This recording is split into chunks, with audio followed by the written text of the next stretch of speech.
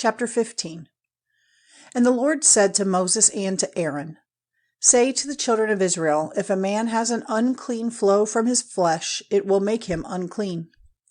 If the flow goes on, or if the part is stopped up to keep back the flow, he is still unclean. Every bed on which he has been resting will be unclean, and everything on which he has been seated will be unclean. And anyone touching his bed is to have his clothing washed and his body bathed in water, and will be unclean till evening. And he who has been seated on anything on which the unclean man has been seated is to have his clothing washed and his body bathed in water, and be unclean till evening. And anyone touching the flesh of the unclean man is to have his clothing washed and his body bathed in water, and be unclean till evening. And if liquid from the mouth of the unclean man comes on to him who is clean, then he is to have his clothing washed and his body bathed in water, and be unclean till evening. And any leather seat on a horse on which the unclean man has been seated will be unclean. And anyone touching anything which was under him will be unclean till the evening. Anyone taking up any of these things is to have his clothing washed and his body bathed in water, and be unclean till evening. And anyone on whom the unclean man puts his hands, without washing them in water, is to have his clothing washed and his body bathed in water, and be unclean till evening. And any vessel of earth which has been touched by the unclean man will have to be broken, and any vessel of wood washed. And when a man who has a flow from his body is made clean from it, he is to take 7 days to make himself clean, washing his clothing and bathing his body in flowing water, and then he will be clean. And on the 8th day he is to take 2 doves or 2 young pigeons, and come before the Lord to the door of the tent of meeting, and give them to the priest. And they are to be offered by the priest, one for a sin offering and one for a burnt offering, and the priest will take away his sin before the Lord on account of his flow.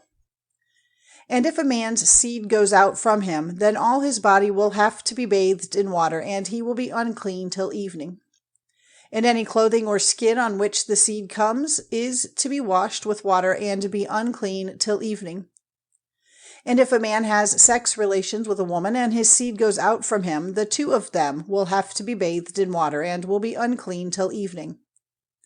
And if a woman has a flow of blood from her body, she will have to be kept separate for 7 days, and anyone touching her will be unclean till evening. And everything on which she has been resting while she is kept separate will be unclean, and everything on which she has been seated will be unclean. And anyone touching her bed will have to have his clothing washed and his body bathed in water, and be unclean till evening. And anyone touching anything on which she has been seated will have to have his clothing washed and his body bathed in water, and be unclean till evening.